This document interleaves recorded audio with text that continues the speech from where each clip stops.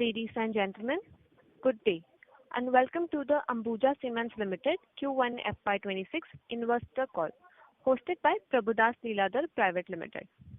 As a reminder, all participant lines will be in the listen-only mode, and there will be an opportunity for you to ask questions after the presentation concludes. Should you need assistance during the conference call, please signal an operator by pressing star and then 0 on your touchtone phone. Please note that this conference is being recorded. I now hand the conference over to Mr. Satyam Kesarwani. Thank you, and over to you, sir. Thank you, Nidhi. Good evening and a very warm welcome to everybody. On behalf of PL Capital, I am pleased to welcome you all to the earnings call of Ambuja Cements for the first quarter of financial year 2026. We are very happy to have the management with us today for the Q&A session with the investment community. The management is represented by Mr. Vinod Bahety, CEO, Ambuja Cements, Mr. Rakesh Tiwari, CFO, Mr. Deepak Balwani, Head of Investor Relations. We will begin with the opening remarks from the management, followed by an interactive Q&A session. With this, I hand over the call to Mr. Deepak Balwani. Over to you, sir. Yes, thank you. On behalf of Ambuja Cements, I am pleased to welcome all participants to our earnings call for the first quarter of FY 2026. Ambuja Cement is the 9th largest building material solution company globally and part of the diversified Adani portfolio. Ambuja Cement is one of the 4 large-scale cement companies globally and the only one in India to have its science-based net zero and near-term targets validated by the SBTi. Before we start, please note that this call may include forward-looking statements based on our current beliefs and expectations. These are not guarantees of future performance and may involve unforeseen risks and uncertainties. We are pleased to have with us on the call Mr. Vinod Bahety, Chief Executive Officer, and Mr. Rakesh Tiwari, Chief Financial Officer. Now I invite Mr. Bahety to provide his valuable insight on the quarterly performance. Thank you, Deepak. Good evening and a warm welcome to all of you joining us for the first quarter 26 earnings call. Ambuja Cements started this fiscal year on high note. Our momentum is built on strong value focus, robust volume growth, price improvement, deeper channel engagement, premium product sales improvement, agile supply chain, stronger brand pull market across, and smart cost efficiencies, amplified by seamless integration of Orient Cement, which we acquired in April 25. We have reimagined business fundamentals. This has helped us achieve the highest revenue in a quarter, highest quarterly EBITDA, and improve our market share by 2%. Our channel network is vibrant, our assets are reliable more, our efficiencies have improved, and our EBITDA gains are well noteworthy. This sets a bold tone for the year ahead as we scale with purpose and precision. We are up on our demand estimates by 1% from 6 to 7% before to now 7 to 8%. Our consolidated financial performance highlights for the quarter are as under: highest ever sales volume of 18.4 million tons, up 20% YOY, with market share up 2% to 15.5%. Revenue crossed 10,000 crores mark at rupees 10,289 crores, up 23% YOY, with price gain of 4%, supported by higher share of premium products as a percentage of trade sales, which is now at 33%, up by 43% YOY. Cost has improved by rupees 119 per metric ton YOY. This has also supported in achieving the highest quarterly EBITDA at rupees 1,961 crores. EBITDA per metric ton of cement at rupees 1,069, up 28% YOY, and EBITDA margin stood at 19.1%, up 3.8%. And we have a blueprint to achieve our targeted EBITDA of rupees 1,500 per metric ton by 2028. PAT, we have achieved at rupees 970 crores, up 24% YOY. Earning per share at 3.20, up 22% YOY. And net worth stood at rupees 66,436 crores, and we continue to remain debt-free. Our rating remains highest at CRISIL AAA stable and A1+ ratings. In the best interest of time, I'm not going to discuss the standalone financial performance of the listed companies separately as they are available on the stock exchanges. The merger of Adani Cementation Industries Limited has received all the statutory approvals. For Sanghi and Penna, we have received approvals from both the exchanges BSE and NSE, and further process of completion is ongoing. We continue to make decisive strides in operational excellence in the quarter. Some of them are as under. We are proud to be the lead cement supplier for the world's highest single arc Chenab Railway Bridge, which speaks volumes of our product quality and trust. For the fourth year in a row, TRA Research has recognized us as the most trusted cement brand. This brand equity is also immensely supporting in terms of volume improvement and price improvements. Our privileged exclusive partnership with Kredai has gone very well. Continuing this, we have launched Nirmanotsav program along with Kredai, wherein the first event took place in Ahmedabad, and this will be hosted in almost 20+ cities going forward in this financial year. Our supply chain is becoming smarter, leaner, and agile with AI-enabled technology. We are proud to be the first in the industry to adopt DigiPin. We commissioned 5 million tons of capacity, grinding capacity over the last 3 months, and target additional another 13 million tons this financial year. We are getting younger with new assets, digitally smart platform, and latest quote of future young leaders, fueling a culture of continuous innovation and excellence. Digitalization initiatives continue to be focus area, leveraging the business growth with strong focus on EBITDA maximization, AI-driven, advanced business and cost optimizer tools, end-to-end seamless applications of channel partners, and the plants of future concept is progressing very well. On growth and journey expansion, our total cement capacity currently stands at 104.5 million tons. In our larger aim of achieving 140 million tons by FY28, we are well poised to achieve 118 million tons by end of FY26, powered by our strategic brownfield expansions across various sites, including Bhatapara, Salai Banwa, Dahej, Marwar, Kalamboli, Krishnapatnam, Batinda, Jodhpur, and Varisaliganj. Our disciplined capex management is ensuring these timelines are met efficiently, enabling us to deliver both scale and profitability. On the cost leadership, our targeted cost reduction journey with the planned initiatives primarily envisages reduction in power and fuel cost, logistics cost, and raw materials cost optimization. We have one of the lowest manpower costs at rupees 223 per metric ton amongst the peers in the industry. Green power share uptick with every passing quarter. It improved by 9.7% to 28.1%, and it's targeted to reach 60% by FY28. This will reduce the existing power cost, which is around 5.9 rupees per unit, to almost rupees 4.5 per unit by FY28. The power consumption per metric ton of cement also is expected to improve by at least 5 units. This is the efficiency of the new assets and the efficiency improvement of the existing assets.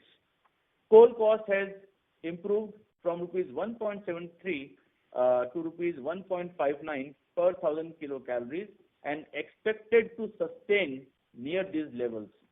Importantly, the heat consumption will improve by at least 35 to 40 kilocalorie per kg of clinker for the various initiatives outlined, including mix of the new kilns. Primary lead distance reduced by 8 kilometers this quarter at 269 kilometers and is expected to further reduce by almost 75 kilometers when we achieve 140 million tons by FY28. This will help to reduce the logistics cost by almost rupees 150 per metric ton, also supported by a higher component of rail and sea logistics. Currently, our cost is almost around, say, 3.25 rupees per ton per kilometer. On the ESG leadership, sustainability remains our strategic operating system, as we are India's only and globally the fourth large-scale cement company to have our science-based net zero and near-term targets validated by SBTi. We have commissioned 473 megawatt of renewable energy out of 1,000 megawatt, achieving almost 28%. As I mentioned earlier, we want to achieve 60% by FY28. Our green power share has risen consistently and it improved by 9.7% this quarter. We remain an industry leader, achieving 12 times water positivity, 11 times plastic negativity, exemplifying responsible stewardship. We continue active global collaborations with WEF, GCCA, UNGC, and AFID, reinforcing our commitment to setting and achieving ambitious environmental goals. On the community and social impact, we continue to positively impact our community through engagement initiatives in education, healthcare, livelihoods, and infrastructure. We are upskilling our communities through robotic labs, drone labs, rural KPOs, youth skilling, women empowerment, creating a blueprint for our inclusive growth.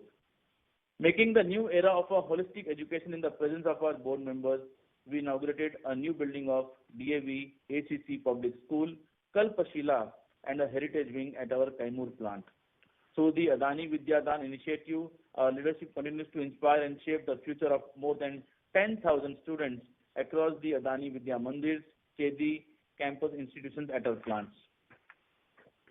In first quarter of 26, we accelerated our efforts to build, recognize, and purpose-driven partnerships across our network. CEO Se Samvad, a direct engagement platform with channel partners and contractors, has deepened trust through open dialogue, recognition, and shared growth.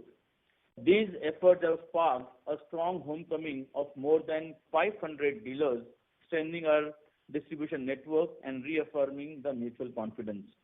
Adani Certified Technology ACT was implemented at more than 21,000 customer sites, enhancing the construction durability and technical superiority, making a significant milestone in scalable impact and customer trust. With more than 325 skill building workshops conducted, we have empowered almost 9,000 plus contractors, creating ripple effects in quality, safety, and upskilling across the regions. CEO Club, a first of its kind recognition platform in the industry, now anchors top performing channel partners, contractors into a unified community. Through certified training, plant visits, safety gear distribution, and family-focused experiences, we are building a family of builders aligned with our vision. Dhan Varsha Graha Lakshmi Saubhagya Award embodied emotional intelligence in action. This hybrid celebration brought together over 50,000 plus families of our dealers, merging performance with purpose and laying foundation for enduring relationships beyond the balance sheet. Coincidentally, today also we have a program which is for our influencers, which we will see more than 25,000 influencers online and offline coming together to celebrate a program similar to Dhan Varsha. On the industry outlook, cement demand grew by almost 4% Y-on-Y in first quarter FY26, driven by Pradhan Mantri Awas Yojana, Pradhan Mantri Sadak Yojana, Bharat Mala, Sagar Mala, and other infra projects.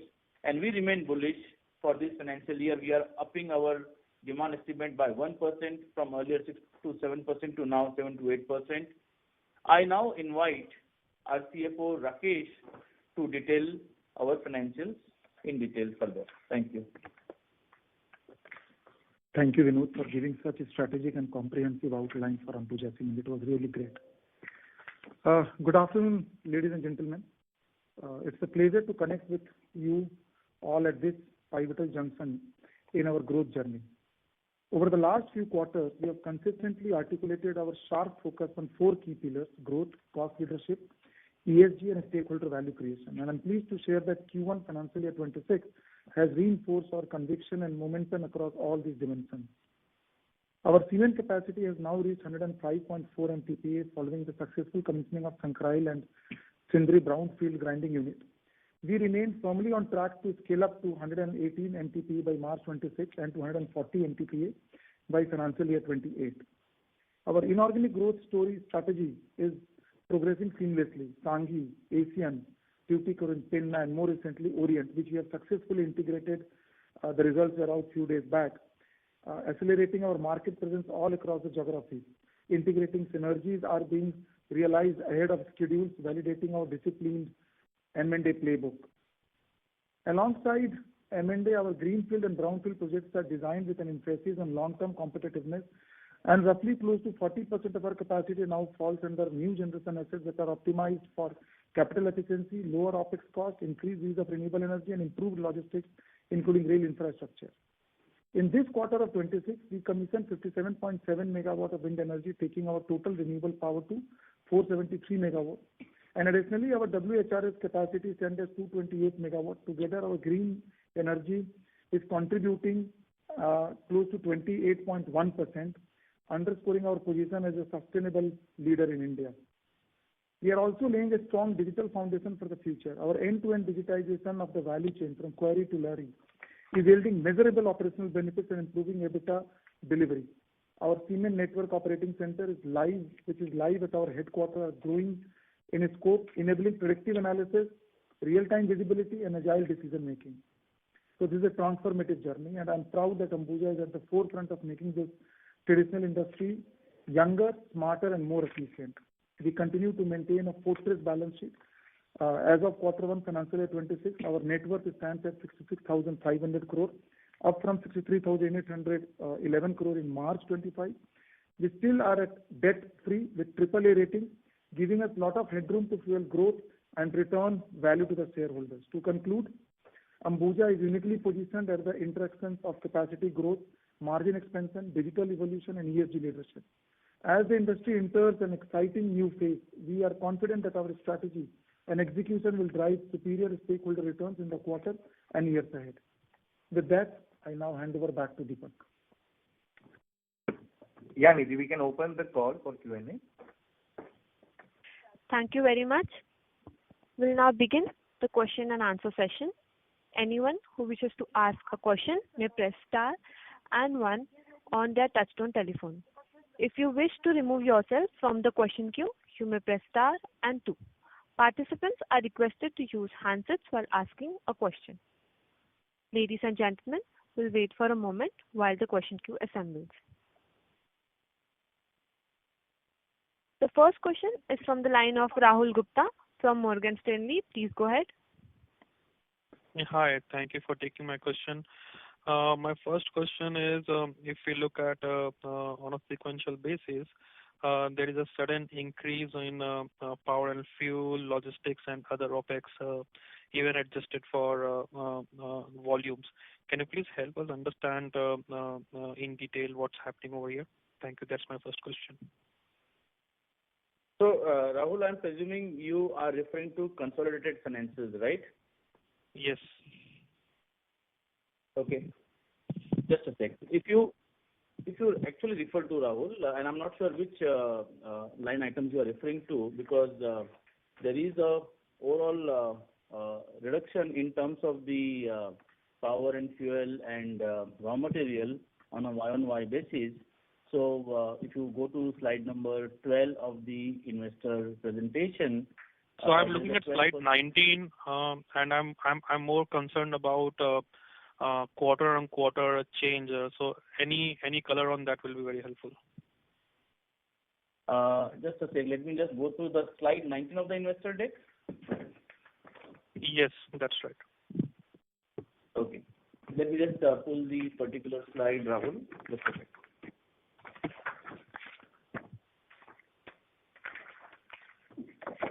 So again, if you refer to slide 19, and there is a reduction in, so the only point which is the other expenses 12%. Otherwise, there is reduction in all the other items, Rahul?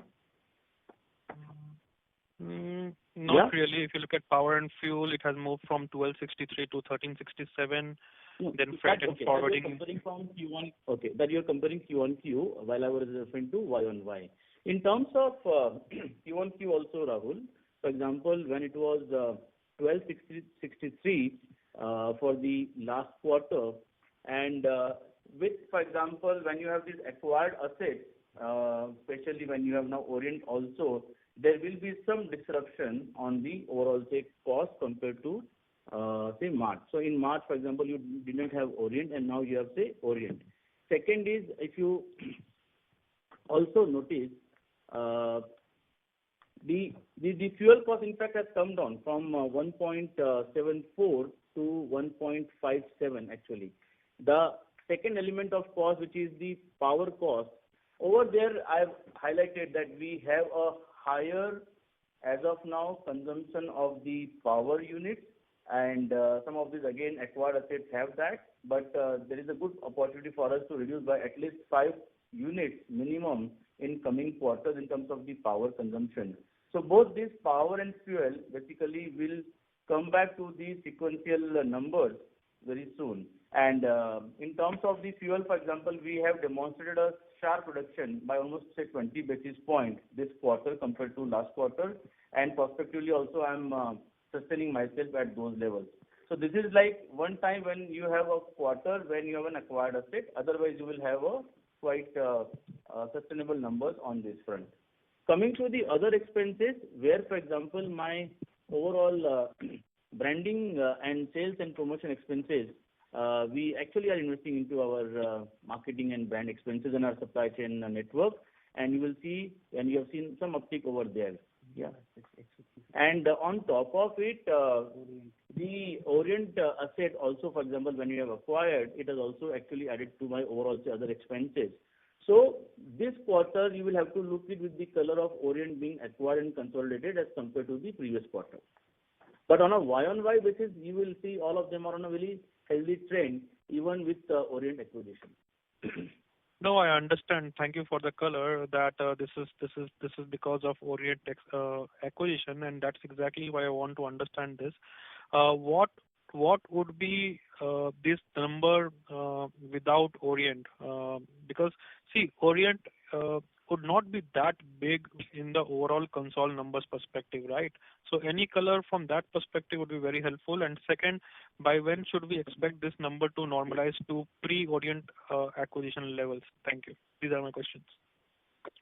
Yeah, no, I think coming this quarter itself, you will see a sharp improvement on that. And in terms of my outline also, when I said that now the assets have started giving us good results. For example, my power costing with the renewables push this quarter has come down by 80 basis points per unit, right? So this quarter itself, you will see a good level of say improvement in terms of sequential quarter. So that is how, for example, when we have this acquisition and when we have this integration, it will take you a couple of months here and there. But if you look at the volume part, and that is like very interesting, and all of my, for example, therefore the acquired assets have done very well in terms of the volume part. So integration has gone very well in terms of the revenue, and therefore you have seen a 20% jump on the volume part. And so far as the costs are concerned, like this quarter itself, you will see a good level of say stabilizing there. Got it. Just for the bookkeeping, what would be volumes out of Orient business this quarter? No, I would refrain doing that because we, for example, as we have highlighted, overall 18.4 million tons, because Orient and all these are part of the MSAs, and therefore per se Orient doesn't have its own say direct sales because we have migrated from Orient brand to now Ambuja and ACC. But happier to say that these assets, for example, are operating at a very healthy level at clinker and cement both, and therefore on an overall basis, we have a good healthy utilization of the cement capacity. Great. Thank you so much. Just one final question. On an unadjusted basis, your volume grew by 20% year on year. Now, when you say that industry grew by 4%, where would be Ambuja console compared to that 4% for the industry? Ambuja console is what we have said, 20% overall improvement. Yeah, but that's unadjusted, right? I mean, for fair comparison, when industry grew by 4%, then... Okay. Let us say if I this is unadjusted here, right? So if I adjust and if I only consider Ambuja and ACC the erstwhile capacity, it comes to almost 13%. 13. Got it. Thank you so much. This is very helpful. Thank you. Thank you. Ladies and gentlemen, please limit to 2 questions per participant and rejoin the queue for the follow-up question. The next question is from the line of Atishay Rathi from JP Morgan. Please go ahead. Yeah, hi. Thank you for the opportunity. I just had one question. This is pertaining to slide 18 at the deck. So I noticed the sales volume on a consolidated basis at 18.4 is 18.2 for the last quarter in the deck. But if I look at the last quarter's deck, the number was at 18.7, and the EBITDA on the EBITDA total EBITDA hasn't changed. So I'm just trying to understand how should I reconcile the two numbers? Yeah, hi, thanks. So basically what we have done, because so far CLC, which is like clinker plus cement, both were considered, but we are not in the business of selling clinker. We are more in the business of cement, and therefore, like all the other competitors, we also now will move into reporting in terms of factor of cement. And therefore, for example, what we have done is also for the March, 18.2 is a cement sale. The difference between cement and clinker, that 0.5, primarily is actually for the CLC factor, and therefore 18.4, when I'm saying, is purely a cement sale. There is no clinker factor here. That's how the whole basically calculation is. Understood. Thank you so much. Thank you. And that is how all the other industry players, what I understand, they do it, and that's how we have also recalibrated and put it on basis of the cement volumes, and therefore EBITDA and everything as a factor of cement. Understood. Thank you so much. Thank you. The next question is from the line of Harsh Mittal from Emkay Global. Please go ahead. Yeah, thank you for the opportunity. Good evening. Firstly, congratulations to the management for a great set of numbers. So my question was pertaining towards the earlier participants' concern on the volume front. So continuing with his statement, if I just exclude Orient and Penna Cement's volume in this quarter, we are standing at around 1.5% of volume growth YOY. Is it a fair set of assumptions, sir? No, absolutely not. In fact, as I said, if I adjust, for example, the acquired assets, I'm sitting on still a very good healthy volume growth of 13%. So what would be the volume for Penna Cement this quarter, if you can just can share that number? Penna, Orient, Sanghi, for example, like as a pack, for example, we are at 18.4 million tons for a capacity which has now gone up to 105, and you can safely assume that the average capacity would have been almost say 95. So therefore, on an overall capacity utilization, I'm around 77 to 78%. Yeah. So please allow me to give a larger volume instead of going with, because all of these are companies under the MSA. So it will be inappropriate to give you for individual unlisted company. It will be better to speak on a console volume and a console capacity. I can give you this number that around 78% is the capacity utilization. Sure, sir, sure. So that was my question. Thank you. Yeah, so this will answer you. Now you can do your math actually. Yes, sir. Thank you. The next question is from the line of Amit Murarka from Axis Capital. Please go ahead. Hi, thanks for the opportunity. So the first question is on capacities. I see that the timelines are no longer indicated in the presentation as to what is the commissioning for each of those capacities which you were giving earlier. So, what is the updated timeline now, if you could shed some light on that? Okay, Amit, perhaps I think because we are actually hitting now, so out of, say, earlier we used to indicate almost like 18 million tons, out of which 5 has already been achieved. So 13 is also in fairly advanced stages of each passing month. I'm going to announce the commissioning. So I can tell you that this quarter you will see some of these capacities, and by, for example, December, most of my capacities will be there, including Salai Banwa, the Penna Jodhpur, the Bhatapara, and couple of more. And then by March, whatever you have indicated here is what, for example, we are going to achieve. So 118 million by fiscal year FY26 is there to be achieved. Sure. Got it. And Bhattapara, like it's facing some delays, is what I understand, because if I remember right, you had earlier indicated March 25 as commissioning. So, why is it getting delayed? Frankly, concern is more around, because what I understand is that the Chinese equipment is what these plants are based on, and we have been reading that Chinese engineers are not being allowed into the country. So, is it something to do with that, or is there any other issue over here? No, per se not. In fact, we already have this particular company who is the vendor which you are referring to, already like a vendor to us for a couple of our other assets. So we don't see any issue on that. This March, what you are indicating is something which is our management target, and so far as the outline timing is concerned, we are well on that. I don't see any per se any issues over there. So to rest you on any anxiety, no concerns on the vendor, no concerns on the execution and completion.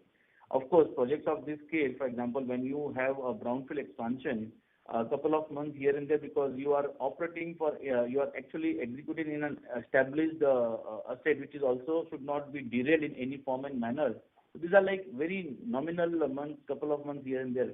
I don't see any issue or any anxiety over there. No, thanks for clarifying. That's very comforting. Also, if you could provide the cash position at the end of June. So, Amit, we can pick up from where we left, and I think March end was almost 10,250 odd crores, if I remember. And from there, for example, when I look at the overall, say, cash flow, we are sitting right now closer to 3,000 odd crores, and this includes the overall acquisition of, say, Orient, then also my capex of almost 2,000 crores, which has been for the June quarter, then almost 600 CR, 550 to be precise for the dividend, and so and so forth. So overall, basically, right now we are holding 3,000 odd crores of cash and cash equivalent. Yeah. Sure. And lastly, what was the effective date of Orient acquisition? But I request you to rejoin the queue for the follow-up question. Thank you. Thank you so much. Thank you. The next question is from the line of Naveen Rameshwar Sahadev from ICICI Securities. Please go ahead. Yeah. Good evening, Vinodji, Rakeshji. Thank you for the opportunity. Two questions, and I think that is similar to what Amit was trying to ask. Is the effective date for Orient is 22nd April to be merged or consolidated, or will it be 18th June to understand the integration better? Yeah, Naveen, so it is 22nd April. Understood, sir.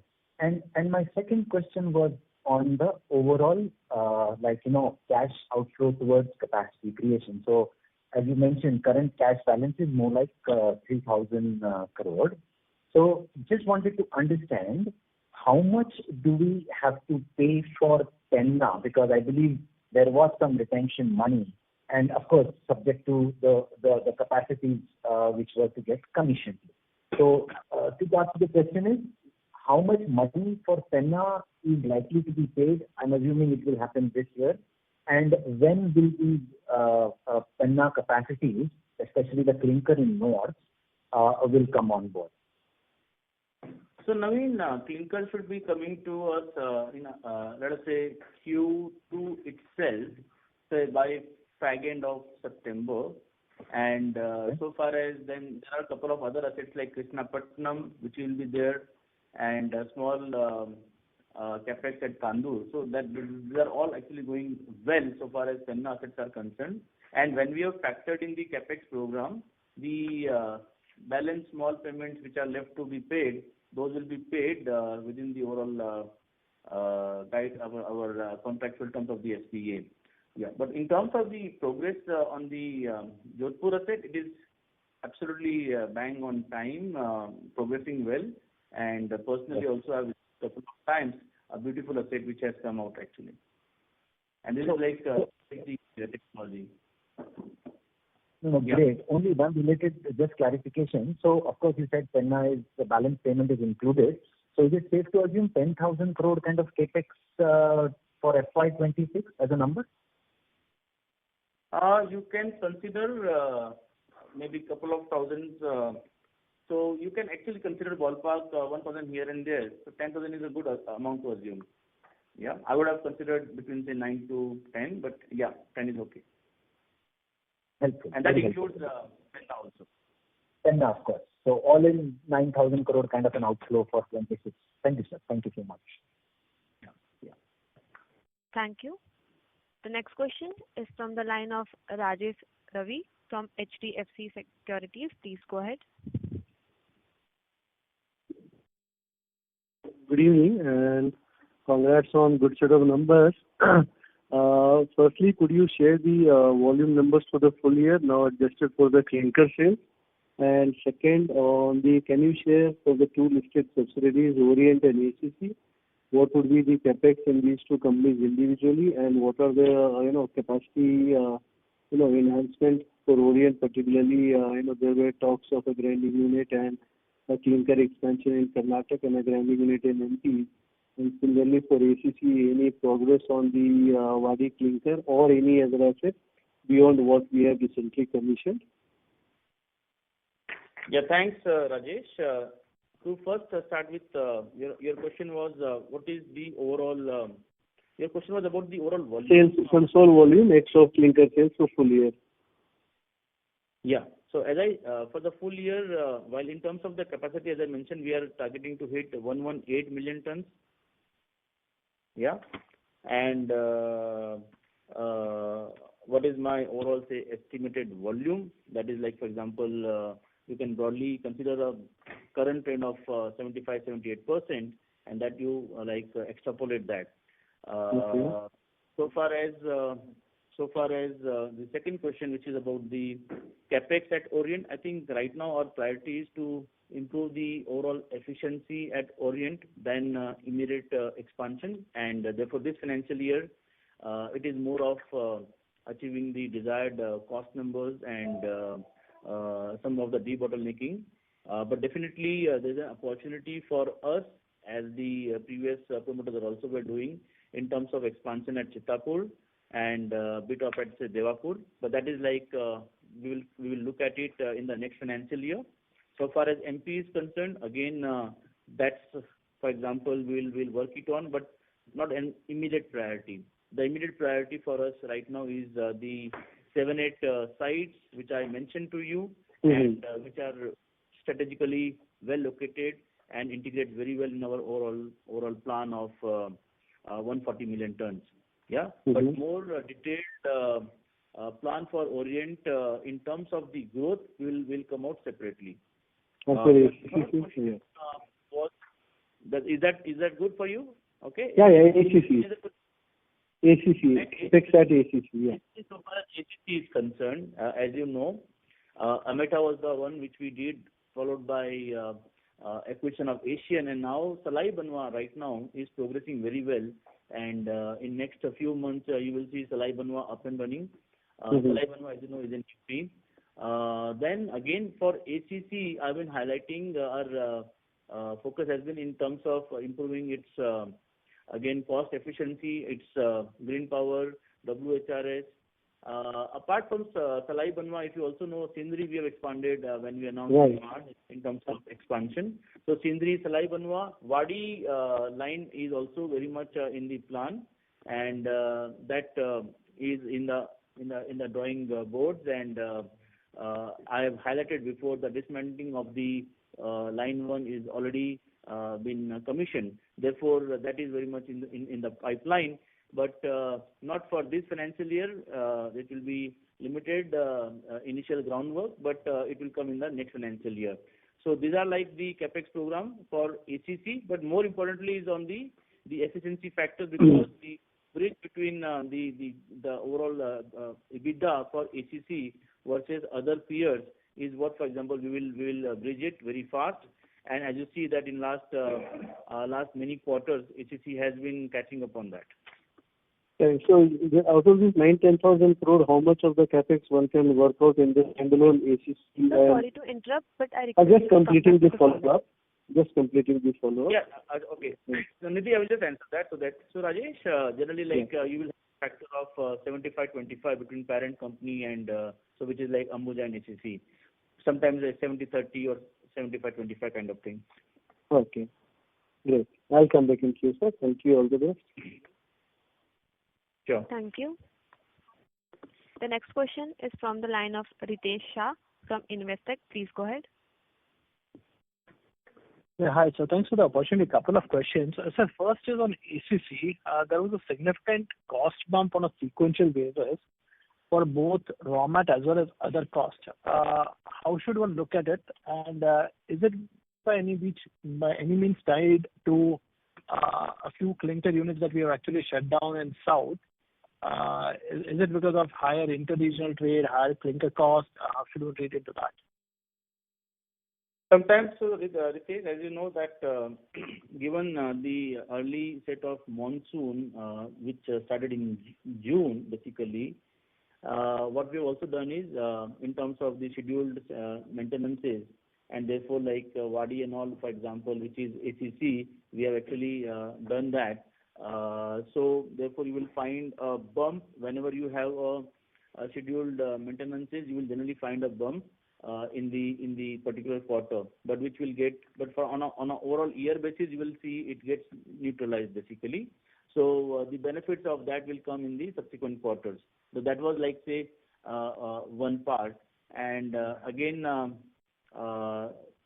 like in terms of the other expenses, I actually mentioned earlier that some of the especially for ACC, in terms of the settlement cost, the VRS, the employees separation, and also in terms of the brand promotion and sales promotion activities, which will get intensive this year, and lots of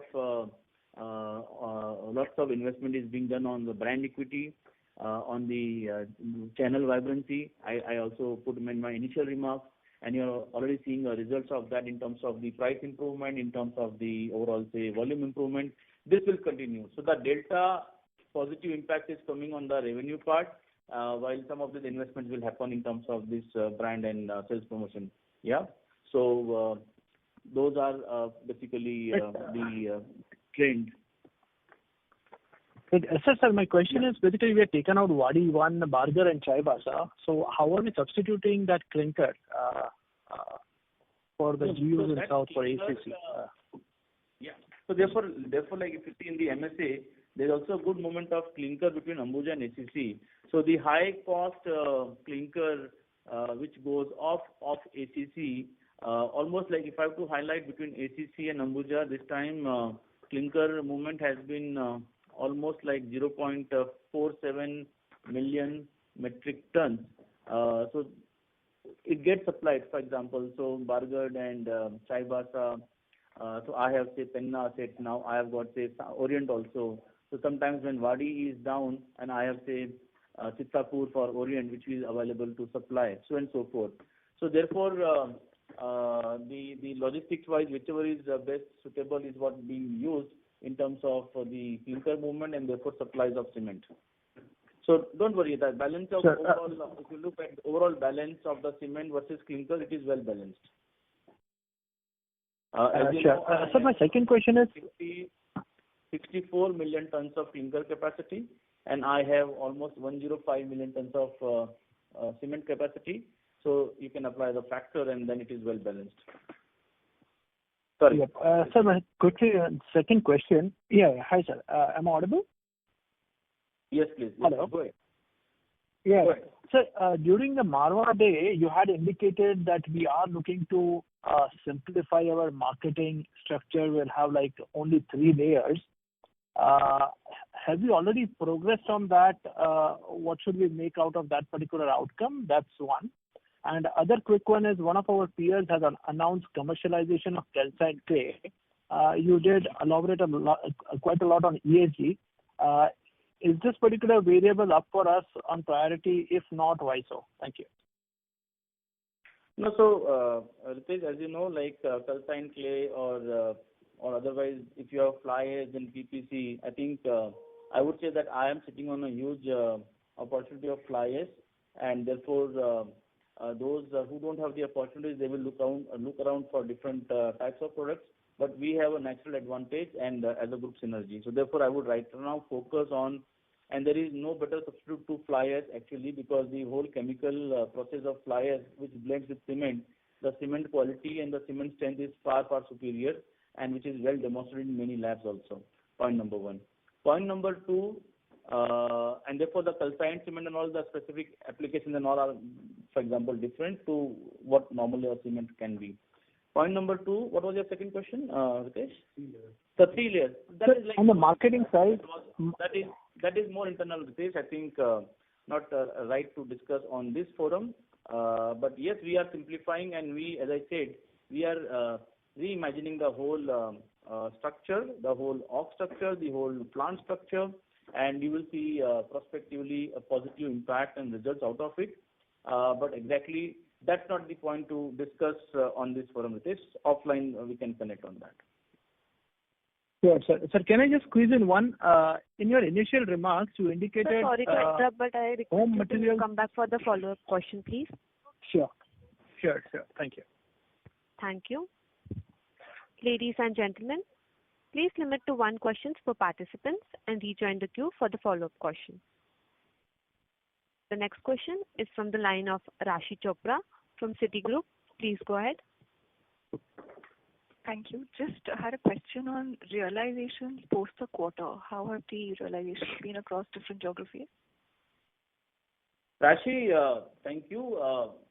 I'm very upbeat about realization. Although you will definitely through your channels you will get a different impression, but especially when we are focusing on solutions oriented as a cement, and therefore, for example, at least we have the strong brand equity, and we are actually able to get the right price, and we have also upped the price of our premium cement, while you would also hear this positive from our side. So I think realization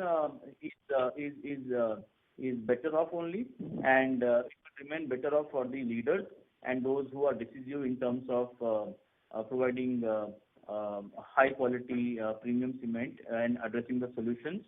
And with good investment on brand equity, I think it is also seeing a good churn and volume movement. So that is like my submission overall, but we will see different views from different corners of the industry. But I would refrain because sometimes we are now following and bringing a good discipline in terms of adhering to the whole channel network and in terms of pricing and all.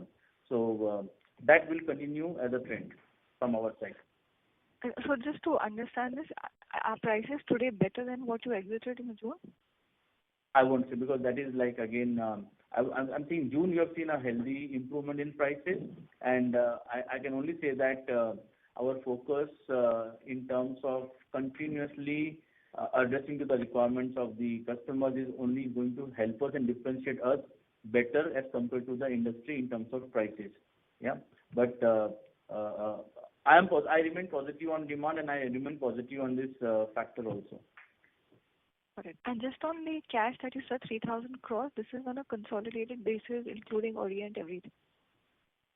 Yeah, now, because this call generally we always speak about consol, because companies have their own MSAs, and different companies are investing, and they share the assets, and also MSAs, it always makes sense to discuss consol. So on the cash balance, the 3,000 crores, possible to split it up between ACC, Ambuja and Orient? I would say that as of now, I don't have the information, but yes, it is broadly between Ambuja and ACC, you can say 60-40 or 50-50. So that's the trend. Sanghi and Orient and Penna, for example, they would not have barring the working capital, because the cash flows have been used to make them debt free also, Rashi. Therefore, the major cash is lying with Ambuja and then ACC. So that is like, for example, a broad split. And yeah, so Sanghi, Penna and Orient would not be sitting on that, otherwise bare minimum working capital. Got it. Thank you. Thank you. The next question is from the line of Jashandeep Chadda from Nomura. Please go ahead. Yeah, thanks for the opportunity, and congratulations on a good set of numbers, sir. So my first question is regarding the cost saving target, which we gave last year or maybe last year of 530 rupees per ton. I understand there are some, consolidation costs and, higher fixed costs because of the assets that Jashandeep, we are not able to hear you. Sir, the current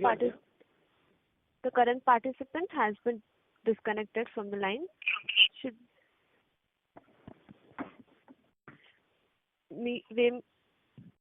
Can we move to the next one? Yes, Nidhi, please move to the next one. The next question is from the line of Jyoti Gupta from Nirmal Bang. Please go ahead. Good evening, sir. Good set of numbers. I just wanted to understand what has been the contribution of South-based plants in terms of EBITDA per ton. And since we are expecting that the prices in the South will further strengthen, will that have a significant impact on our EBITDA per ton? And the second part is that while we have taken an estimate of a EBITDA per ton improvement of almost like 530 till FY27, I think this year alone, from cost, we should be somewhere, price increase should commensurate to the overall EBITDA per ton with cost. So what is your sense that where should we end this year in terms of overall console Ambuja's EBITDA per ton? Well, thank you, Jyoti. Jyoti, as you know, South is now, we have a good large share as part of my overall capacity, almost 26%, wherein while West is say 23%, which is disclosed on slide number 15 of my investor deck. Now, definitely South has been a good contributor and for the June quarter. But South, you know that how it works because of the excess capacity. Therefore, you cannot predict in South generally. But I'm bullish with respect to demand, and therefore I'm also positive with respect to prices. I won't comment about the overall price expectations or the EBITDA expectations, but I can only say that the EBITDA which we have highlighted and given and reported is what the EBITDA we are targeting to sustain and improve from here. And therefore, both demand and prices, I'm positive. Giving specific numbers will not be possible and will also not be appropriate. Oh, thanks, sir. Thank you. The next question is from the line of Jashandeep Chadda from Nomura. Please go ahead. Yeah, hi sir. Am I audible now? Yeah, Jashandeep.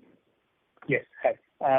So sorry for that, and congratulations on a good set of numbers. So firstly, I want to ask about the cost saving, the target that we gave of 530 rupees per ton. And I understand, in the last few quarters there have been some consolidation costs because of the assets you have acquired. But if you want to do an apple-to-apple comparison from FY24 days, how much of the cost benefits would have, come in based on the initiatives that you've taken? And under what major heads will those be? If you can give insight on that, that would be great. Yeah. So Jashandeep, so you're right. The journey of 530 continues, and if I have to give a broad range, we would have hit almost 35 to 40% of that journey by now. So let us say closer to 200 rupees a ton, basically, and 175 to 200, yeah. Now, primarily, let us say power is one of the factors which with the green power. Second is now you will see on the fuel side, for example. And third is the logistics. These are my primary, and of course my raw material cost, which we have sustained with advantage in terms of the long-term agreement on fly ash, which we have entered into on a competitive bid basis with the group company and all. So I think raw material we have sustained, and from here onwards, I'm going to see improvement on raw material. Continued improvement on the power and the efficiency of the power also, and also the heat consumption and also heat consumption, while we'll sustain and improve on the coal cost. These are like major factors, and apart from that, logistics cost.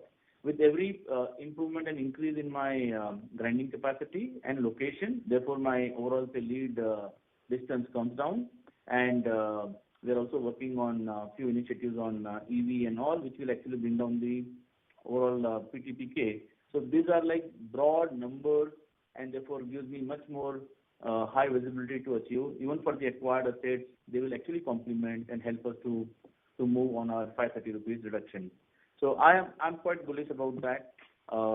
And this quarter, for example, which we had to fix some of the issues on the revenue part, which we have done successfully, and which we will see a further improvement on that part with a more vibrant channel network and all.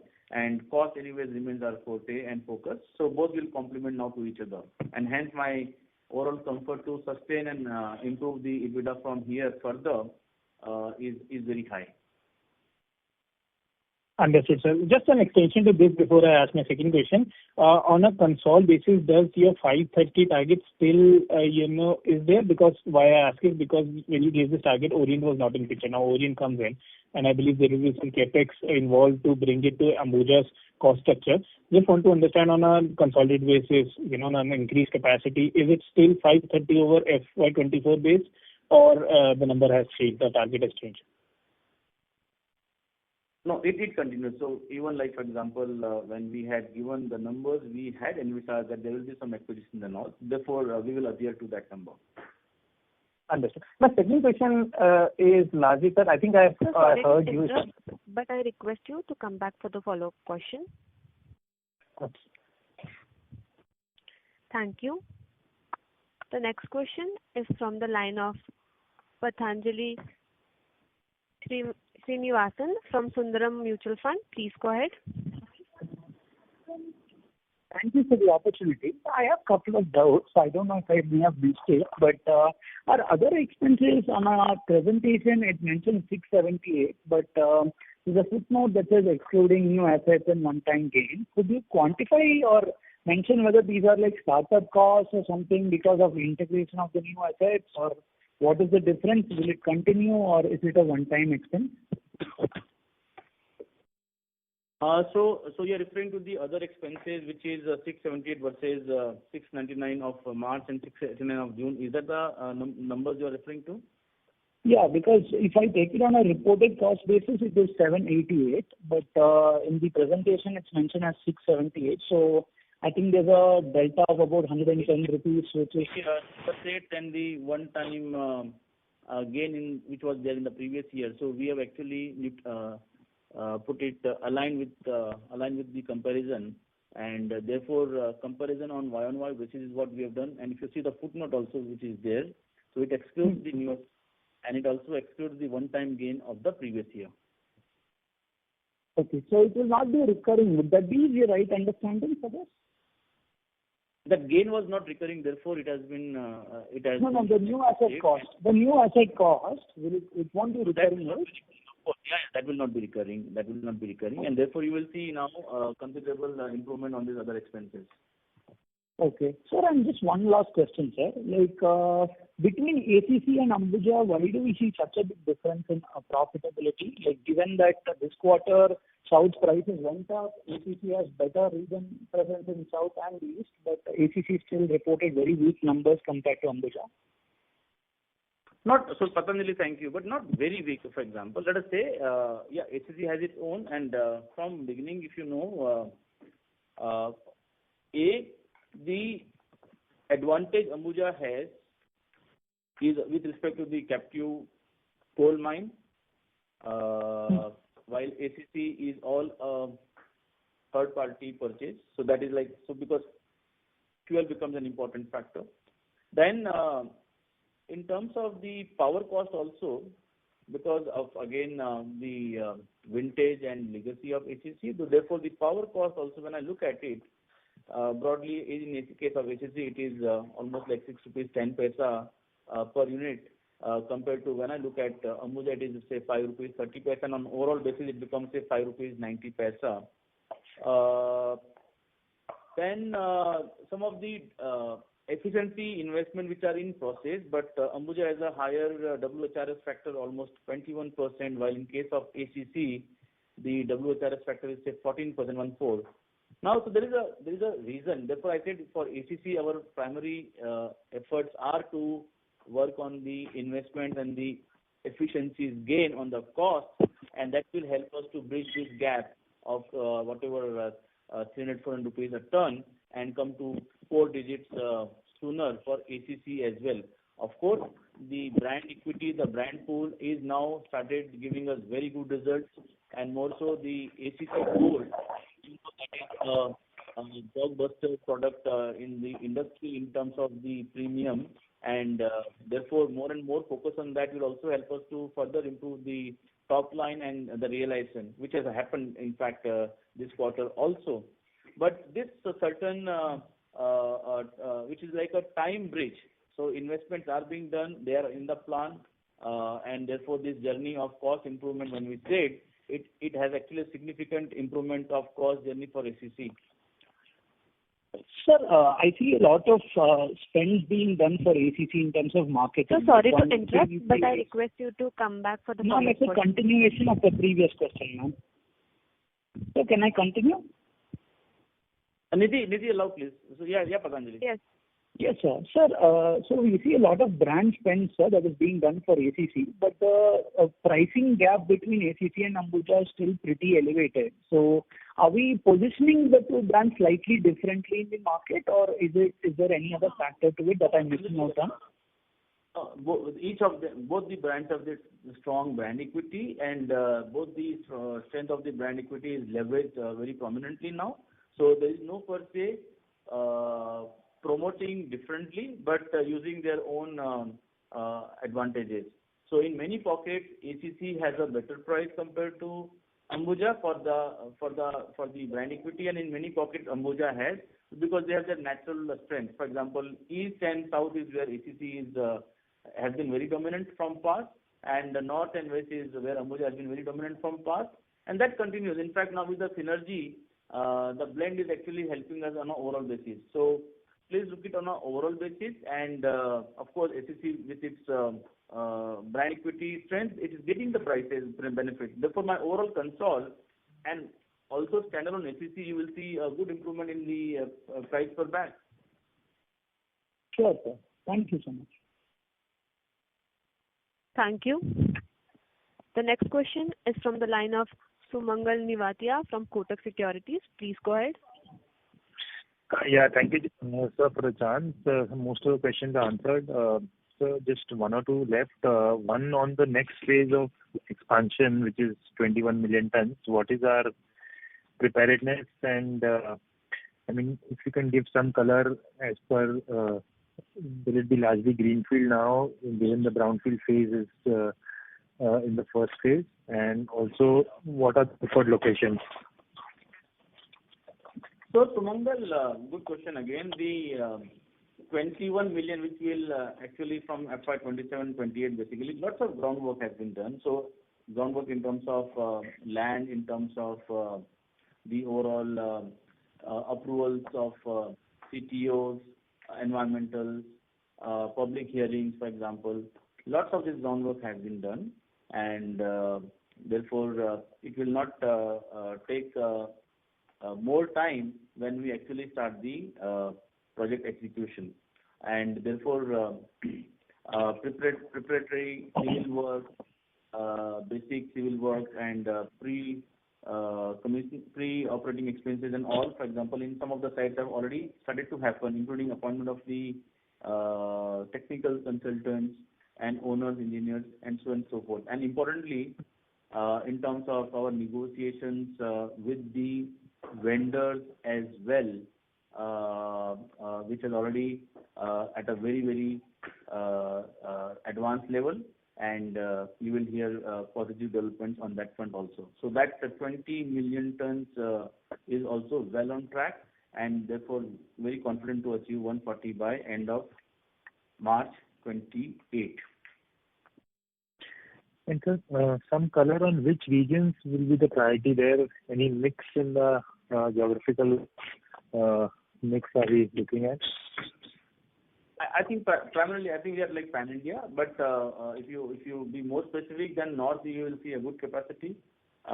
In center also you will see a couple of assets. Then east already we have commissioned. Therefore, for example, east I have already seen those additions. Couple of them in west. So you will see actually, so that will balance it out, because right now the center we are at, say, on an overall basis, the 8% of my cement capacity. So we will see more of this balancing happening across these five regions of the country. So it is not per se biased towards any particular belt. Understood. So for the GPA bid, what would be our strategy in case we win for the non-core assets? Sorry, I could not follow, Sumangal. Sir, we are keen to acquire JPA through the NCLT. So, what would be a strategy for the non-core assets which comes along with the cement assets there? So, Sumangal, basically, as you know, Adani Enterprises Limited as a company has actually applied for that, and therefore would not be fair from my side to comment. And hence, cement and non-cement as a complete track, it's AEL which is actually have applied for it. So I would refrain than anything further on that. Okay. Thank you, sir, for the clarification, and all the best. Thank you, Sumangal. Thank you. The next question is from the line of Kunal Shah from DAM Capital. Please go ahead. Yeah, hi sir. Just one question from my end. So just wanted to understand how is the brand integration process progressing in South, especially from Penna's plants? Like any positive or negative surprise there? And specifically, how is Ambuja's brand positioning in the trade channel in South? Very positive, Suman. Very positive. In fact, why Penna? In fact, now Orient also completely brand penetration has happened and migrated to Ambuja and ACC. So both, for example, Penna and Orient have done very, very well. Dealers have received it very, very well. All the dealers have also got onboarded into Ambuja and ACC platforms. So in terms of my overall volume improvement, for example, and when you see, and you can obviously you can do an assessment, because when I said when I do the adjustment, 13% is there, and without adjustment, almost say 20%.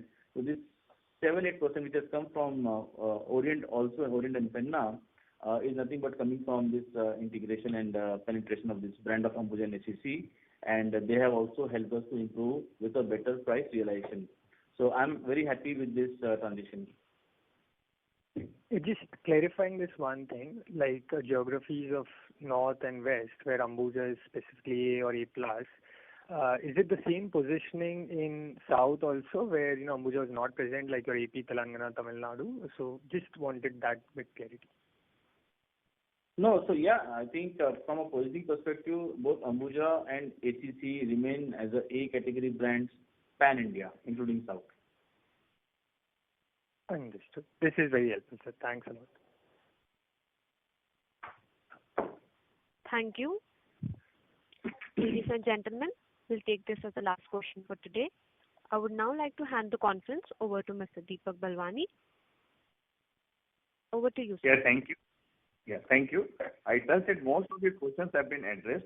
Should you wish to discuss any outstanding query, we are available for a separate conversation from 5:20 to 5:45 p.m. today.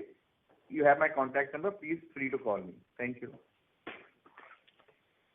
Thank you, Nidhi. Thank you, everyone. On behalf of self and Rakesh, thank you all again. Thank you. Thank you very much. On behalf of Prabhudas Leeladhar Private Limited, that concludes this conference. Thank you for joining us, and you may now disconnect your lines.